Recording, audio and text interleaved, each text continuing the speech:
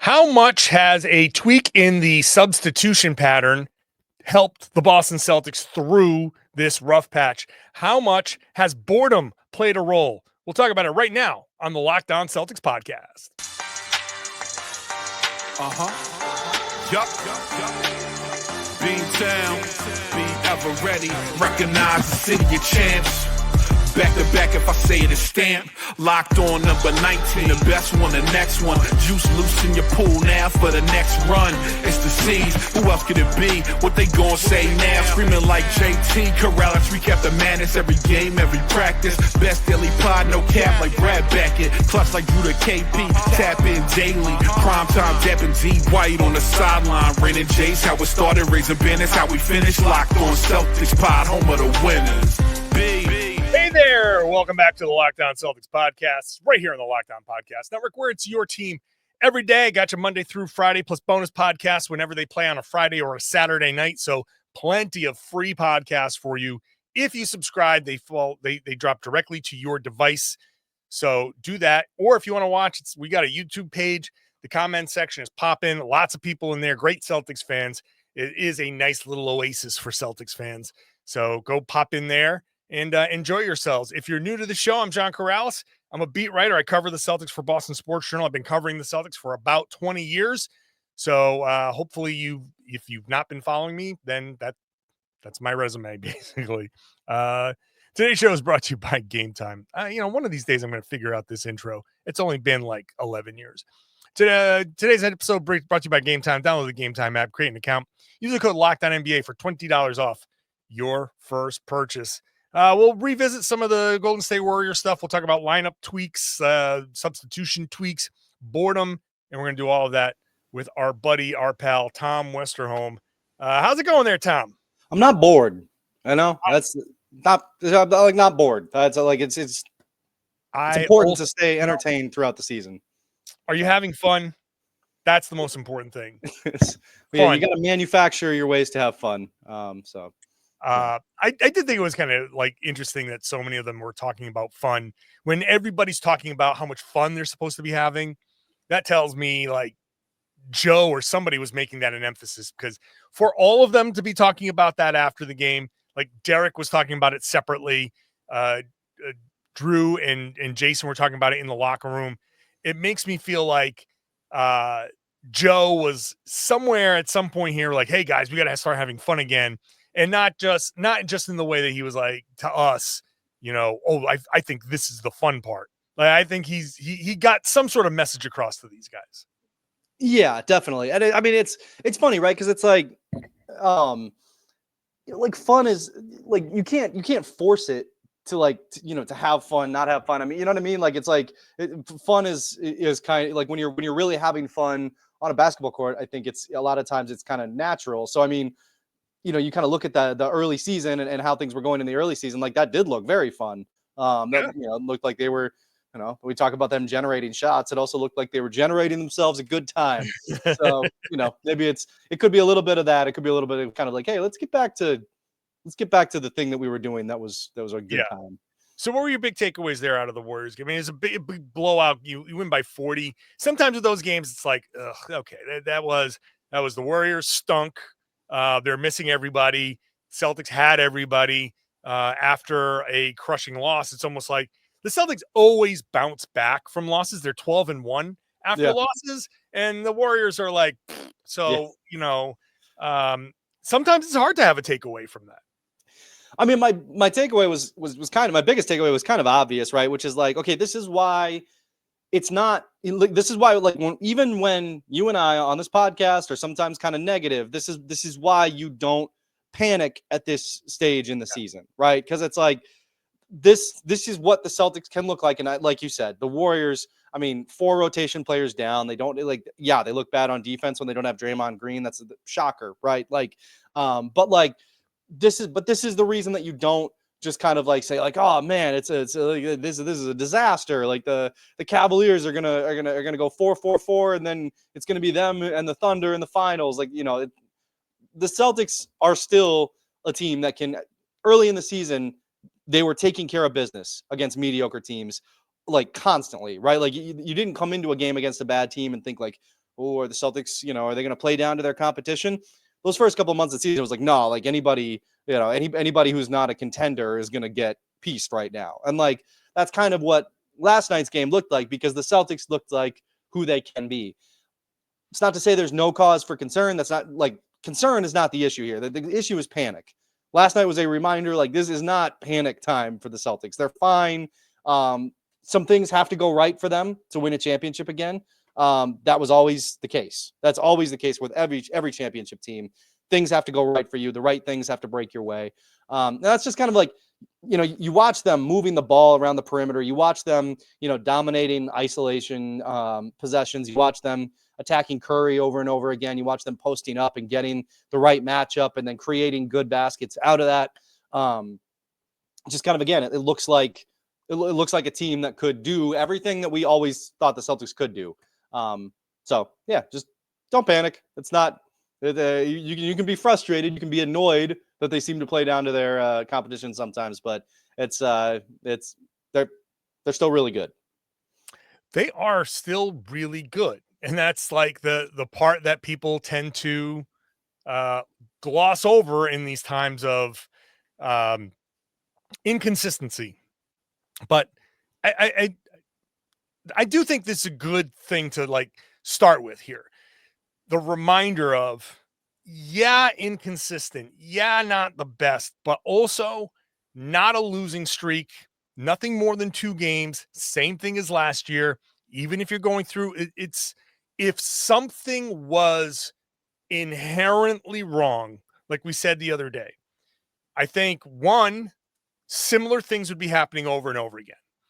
There, like when something was wrong with the Bucks at the beginning of last season, you could point to they were giving up 1 million transition points. They were not getting back, and they were getting demolished in transition. That was a consistent problem that needed to be fixed. That's when something is wrong. The Celtics haven't had that thing that you look at and go, oh, they're getting killed at this. They're getting killed at that. And being able to bounce back, like they haven't gone on an extended losing streak where when you talk about boredom, they just have spent like, this week I'm checked out, and they haven't had that either. It's been, hey, we're great. And maybe they're like, okay, we're great and we're good. And, maybe they relax a little. Their energy isn't as high as it needs to be, but bored. I believe when they're talking about this, I know this is the last bullet point here, but let's just go to it. And the feeling of boredom, like I'll go through Jason's quote basically last night where he said, I've been through a season where we tried to rush and get back to get to the finals. And that incidentally was, the season after they went to the finals and lost. And they were like, forget the regular season. We're trying to rush our way back. And yeah, it was the Ime got, all of that stuff. And it was Joe's first year, but they skipped steps and it cost them. Mm-hmm. And he said last year, we didn't skip steps. We didn't get bored with the process. And look what happened.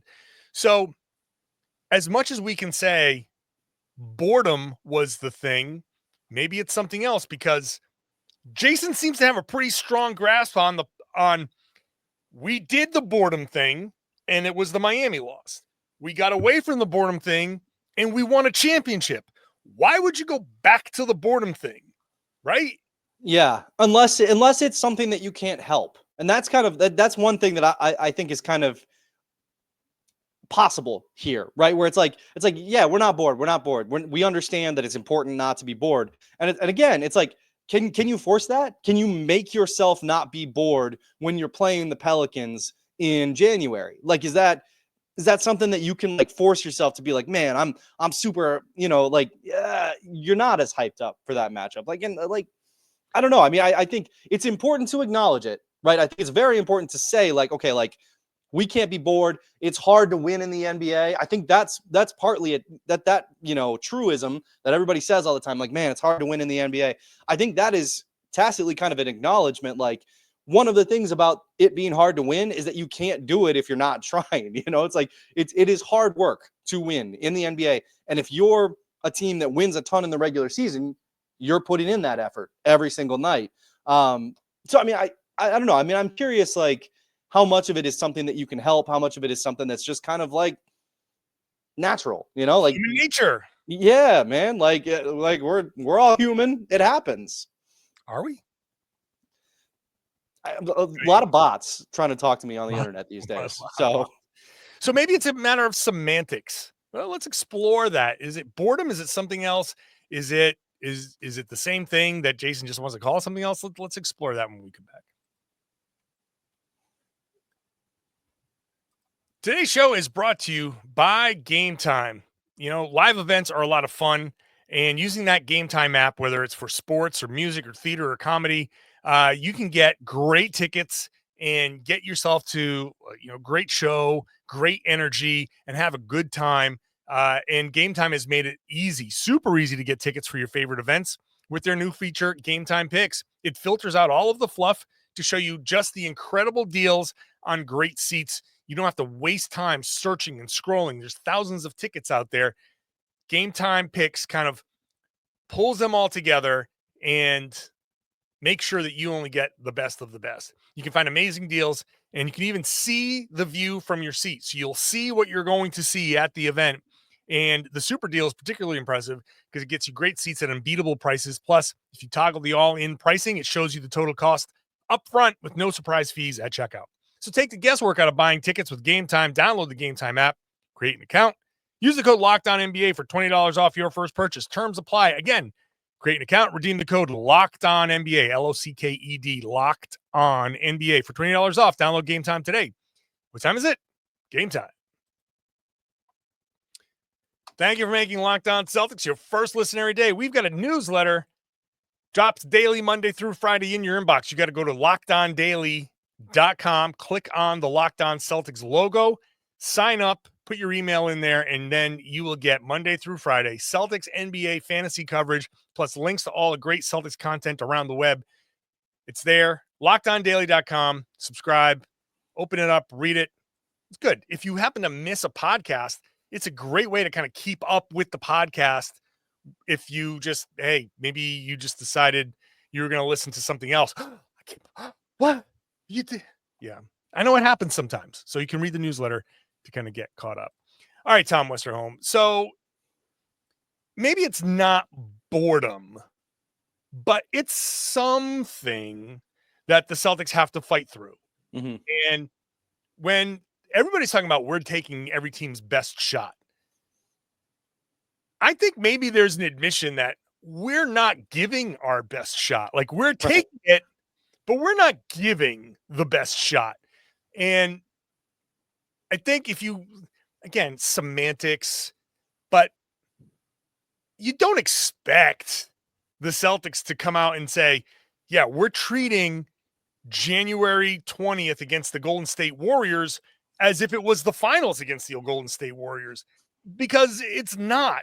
But teams like Atlanta, teams like Sacramento, look, we forget that Sacramento actually was on a big run at that point. Like, that Sacramento loss felt like terrible, but also that was part of 7 wins in a row. They were rolling. Like, they've been pretty good, but now that they're gone, no one kind of goes back and goes, well, maybe that wasn't such a bad loss. I mean, it still wasn't a great loss, but they were playing at a level that teams don't normally play in January. And I think the Celtics I think if they have trouble, it's not that they're bored. It's not that they're like, oh God, this again, but it's that they kind of need that little wake up call. They're tired. Like, you can go to work and have a horrible work day and not be bored with what you're doing, right? But like, I need 8 coffees just to get through this day. I got nothing. And maybe they're just prone to that more than anything. And it looks like boredom and it looks like disengagement. But hey, for whatever reason, self-inflicted or not, we've all had that day of work where I'm like, I'm double fisting Duncan's and like, I'm just trying to get through it. Yeah, for sure. Can I just say that as a Michigan resident now, one of the things I miss the most in the entire world is Dunkin' Donuts. What do you got up Large there iced now? What do you got? You got Tim Hortons invading down there? Yeah, we got a Tim Hortons. We got something. We got just a bunch of crap. It's all crap. Yeah, I miss my large iced cream only. Ugh. Anyway, yeah, no, I think there's a lot to that, right? I think that the Celtics, like, like you kind of think about, like, you have a well to draw from, right? Like you have, and I think winning a championship draws a lot of water out of that well. And like, you're trying to, like, then you spend the summer, like you're celebrating, you do what you can to refill that well. But I think sometimes it's hard. You can't keep drawing from that well. And I think that's part of the delicate balance that you can kind of walk during the regular season after a championship. I think that's kind of one of the things we're seeing, kind of up close here, right? Is like you're seeing a team that is like, that has drew a lot of water out of its well last year. And it was worth every bucket, right? Like it was worth every single thing. And I think, you talk about a team that's going to repeat, and it's like you have to have that acknowledgement that, okay, we know that when we get to the postseason, this is going to require a lot, and we have to be ready to draw all that out, right? But like, you can't do that now. Like we can't give our best shot to every team that is drawing a lot out of their own wells to throw it at us right this second. I think that's kind of like, I don't know. I mean, like, and it's like, I think that's where, like, the boredom thing, I think that's kind of what we're hinting at here, is that kind of misses the mark, because it's not boredom. It's just a depleted well of effort. Not effort. That's not even the right word either, right? It's like, there's just a finite amount that you can give, I think. And I think the Celtics are ramping up to try to be ready to give that at the right time this year, because they can't give it all season like they did last year. Yeah, it's just it's difficult. It's tough. And yeah, I think that's it. And now look, this brings us back to the Warriors game, where maybe some of, like, you got to look at specific players to be the energy guys.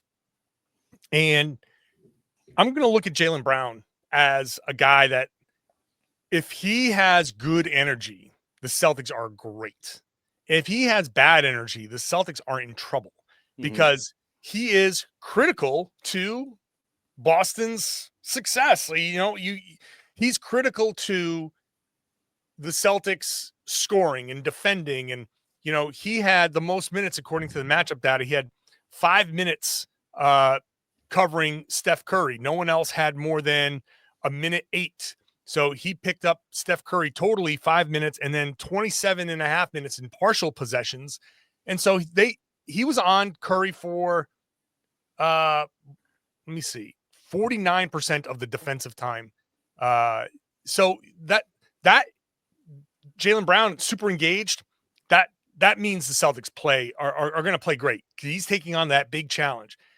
But against Toronto, he was non-existent, right? And so you have to figure out, if you're Joe Mazzulla, what can you do to keep Jaylen kind of engaged sometimes? Again, I've said this before. If this is simply a function of his mom was, the house got robbed and he's afraid for her, and he's spending a lot of mental energy worrying about that and trying to take care of that, and who knows what he's doing about that. But if that's the case, 100% understand. 100% understand. And also, if that is the case and you need to take a day, then just tell Joe, be like, Joe, I hate to do this, but I can't go to Toronto because I got to take care of my mom. We'll just say closing on a new house, and I need to be there to take care of this. Joe would understand, because you're taking care of your mom. You're dealing with the situation. No one would question Jaylen Brown out personal reasons. But if he's going to play, then you got to figure out ways to keep him engaged. Maybe this switch where Jayson is the first sub, Jaylen stays on, and Jayson comes back at the end of the first quarter. Maybe that's a way to keep him engaged, because after the game, when he was asked about it, like, I'm not going to read the entire quote, but he essentially without admitted that it's an adjustment, and he has said it's an adjustment. So it's something that you have to take into consideration. Let's explore that in just a second.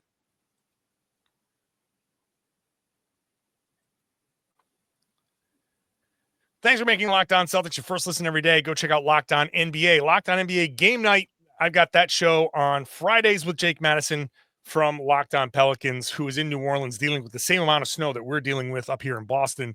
So it's weird.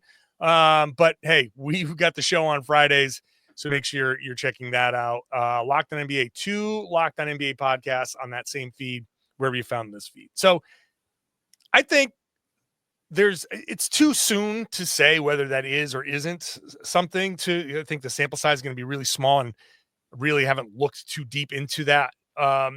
But getting back to what made Jaylen comfortable last year, I think Jayson is more like, I mean, he wants to play as much as possible, but I think you're not playing him his minutes. He's still going to play 38 minutes.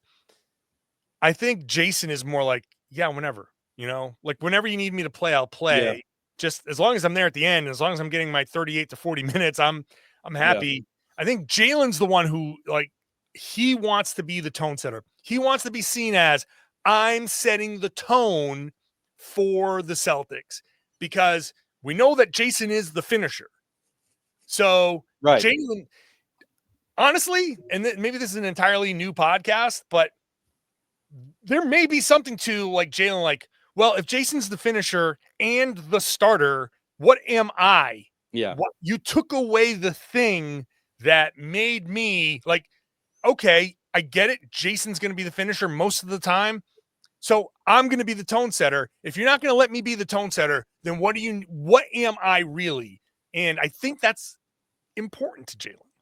Well, of course. I mean, like our the personal narratives that we create for ourselves are all, like, they're, important. Like, that's like a psychiatry thing or whatever. Like, that's like, it's what we, how we see ourselves matters a great deal. And, I think that's probably always been something of a struggle in this case, right? Because, like, ever since Tatum got here, it's like, like, okay, Tatum's like the future of the Celtics. Okay, Tatum is the present of the Celtics. Tatum's the star. Tatum's the superstar. Tatum's the all-NBA guy. And it's like, well, yeah, I mean, that's the case. But, like, Jaylen's really good too. And, like, to kind of get those guys to coexist, I mean, like, in a smooth way, some of that is, like, yeah, you've got to have set roles that showcase how great both of these players are, right? And I think, yeah, having that kind of tone setter role, that makes a lot of sense. And I think, I think that is one of the things that makes Tatum better. Like if you have to, like, choose one, that's why Tatum is the better player, because it is just kind of like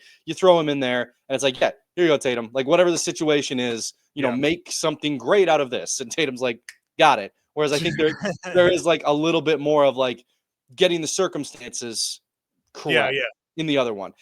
And that, again, it's not diminishing how great Jaylen is by any means. It's just like, I think that's one of the differences between the two players that, feels noteworthy. But one way or the other, I think that makes a lot of sense. I think that, like, Jaylen as a tone setter has really worked a lot of times for the Celtics. I mean, how many times have we seen, Jaylen has 28 points and he scored 15 of them in the first quarter. And, you get to the end of the first quarter and the Celtics were up by 9. And it's like, the Celtics weren't blowing the other team out when they're up by 9, but being up by 9 at the end of the first quarter is a big deal. Like, that's like those leads that you get when Jaylen is great at the start of the game, those can be pretty highly impactful later on, because, win one quarter by 9, win another quarter by 6, there's a 15-point lead right there. Like, so yeah, I think that matters quite a bit for Jaylen. Yeah. And so that's part of coaching. That's part of coaching. It's, I don't know why Joe went with more of the Jayson playing the whole first and, Jaylen kind of anchoring that second unit. Maybe he thought that would, I don't know. Maybe he thought Jaylen would respond to that, but I don't, and I'm not saying he hasn't, right? I think that Jaylen, like, is having a fine season. He's just not having his best season. And there are moments here where he's not his full self. And I just think that getting back to Jaylen playing most of the first quarter, like 9 minutes of the first quarter, 10 minutes of the first quarter, is probably just the best way to go. And occasionally you tweak it because of matchups and you don't want to be that predictable. And if you see another team trying to sub a certain way, maybe you change it a little bit, or maybe Jason's just hot. Maybe Jason's just got it going. You're like, hey, look, Jason's 5 for 5. We're not going to sub that out. Yeah. You know what I mean? So that's fine. So yeah, I do think that's an important element to that. So well, and to that point, right? Like you've also said it now to a point where both of those guys can do that. Like both of those guys can play the entire first quarter. They've established that as a real possibility. And I think the other thing that, with Jaylen that Mazzulla is so good at, like if you can criticize Mazzulla for things, no question. But like, I think one of the things that he's so good at is he is so in touch with how his players are doing emotionally, like you just can kind of hear it. Like, Derek White's struggling and somebody's like, hey, Joe, man, Derek's been playing like crap. What's going on? And Joe's like, I don't know. We just tell him we love him. It's like, there's no like, it's just like, yeah, like there's no like Derek's doing this wrong. We just need him to fix this. It's just like, no, we love him. We think he's great. We love Derek White. Like, and it's like, fair enough. And like, I think you see some of the same thing with Jaylen. You see like the talking points coming out from the team where they're like, man, we think Jaylen's all defense first team. And it's like, I don't think he's going to get voted all defense first team, but you're giving Jaylen that thing, that boost of like, hey, man, my team really believes in me defensively. I'm going to, and he plays I feel like, he plays great when there's belief in him. So I think you see a lot of that from Mazzulla, which I think is obviously it's very important on a team like this. And I think this is part of the whole starting lineup thing. We've kind of worked our way backwards on the bullet points, but the starting lineup, it's, we now have two elements here to the starting lineup that maybe this is part of like the answer. Porzingis, I think he's basically back. He's starting to look. It's starting to look more. Pingus-pingus-y. Yeah. So he doesn't have to play. Like, I think he was being a little selfish recently because he's just trying to I'm trying to get back to myself. Yeah. And so you need to go through a few games of, guys, let's really try to focus on Porzingis. Let's really try to call some plays here for Porzingis. And when you get it, and if he goes 7 for 19, he goes 7 for 19.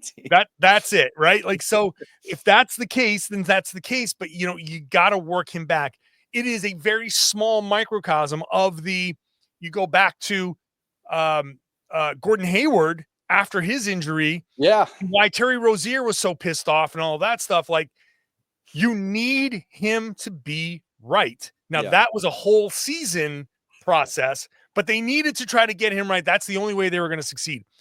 The Celtics, and it's not the only way the Celtics are going to succeed this year, but man, it's going to make success a whole lot easier if Porzingis is healthy and ready. So let's just take these few games, work them back in, and also part of that 8-8 stretch. Like, that just might be part of it. And if Porzingis is back or pretty close to being back, and if Jaylen is in a role where he's more comfortable, maybe this game, and I don't want to overreact because I don't know what's going to be. I'm not saying declaratively this is the game, but maybe this is a game where you could look at it and be like, okay, they did what they're supposed to do against the Warriors. They're more comfortable with their starting lineup. They're not operating from a net negative, down 9 points when these guys are in. Maybe these guys can be a positive, and then with the starting lineup intact, you're going to have Al Horford coming off the bench, and your bench is going to be better. Now, we're not going to see that Lakers and Clippers because it's a back-to-back, so one of those guys is going to sit. So here we are again. The Celtics play well, and now something from their lineup is going to change, and they're going to have to play through it, which they were great at last year, not as great this year. And we're going to have, like, if they struggle a little bit, we're going to be like, oh man, they're back to being bored. And so there's two things, like 2 points that I'm making simultaneously. when the Celtics don't have their whole lineup, it's a little bit more of a struggle this year. But if Kristaps and Jaylen are kind of back in roles, if they're feeling comfortable in their roles, then this could be the beginning of like, okay, here the Celtics are starting to kind of pick this thing back up. For sure. I mean, I think you're seeing it. I mean, here's I just looked it up because I didn't figure it had changed much, but it's kind of funny. So Porzingis went. He was on off for the Celtics. He was one of the worst performers since he returned, right? Which kind of makes sense. But he was in the 6th percentile league wide, real rough. Now he's 11th percentile. So rocket ship to the moon. This thing's headed straight upward. But it makes a big difference, right? Because like Horford has always been, mildly positive, and like that mattered so much in that starting lineup. You saw like the difference that it made going from healthy Horford to recovering Porzingis. I mean, that clearly Horford's a really good player. So you go from a really good player to a guy who's just trying to get his legs under him, you're going to struggle. But I think you go back to one of the early points from you see the Celtics posting up, you see the Celtics taking advantage of mismatches. And a lot of that is Porzingis against the Warriors, right? Like he was getting down in there and he drew that and one on Curry. And I think he had another kind of like hook type shot in the paint, like another post up as well. Like he's starting to get to the spots where he wants to be. It's starting to look more natural. It's starting to look like like a guy who we recognize, a situation that we recognize. And I mean, I think that's going to be huge. We've seen how genuinely great and elite the Celtics are when Porzingis is himself. And I definitely could see that kind of starting to round into shape over the next couple of weeks. It's just so funny. Like, I know we do this daily and, everything is so magnified. I really feel like it's like if you took a magnifying glass to your arm and you're like, okay, everything looks good. Everything looks good. Oh my God, what's that? That could be cancer. No, that's just a cut. That's nothing. Yep. And you go on and you're like, well, it could be, and maybe it is. And if it is, then blah, blah, blah, blah. And you're like, now it's nothing, and like we're basically WebMD of the Celtics season. It's just like this sign, you're probably fine. But if you're not fine, here's what the problem is. And it's right. Bad. Yeah. That's it. That's basically what it is. Yep. Tom, appreciate you as always, man. Thank you for appreciate you, man. I do appreciate everybody who listens, who watches on YouTube, all of that. Thank you so much for making this show part of your Celtics journey. We're just here to try to make it a little bit more fun because as much as the players need to have fun, you need to have fun watching and you need to have fun when people are talking about it. So hopefully we're there for you. With that, I'm here for you Monday through Friday. I got bonus podcasts when they play on the weekend. So make sure you are subscribed wherever you get your audio. Watch that show on YouTube. Get into the comment section. It's a fun comment section. So go share your thoughts on everything that we've said and give us your opinions. And then share the podcast. I would love it if you do that and tell everybody they should be listening to and watching the Locked On Celtics podcast here on the Locked On Podcast Network. It's your team every day.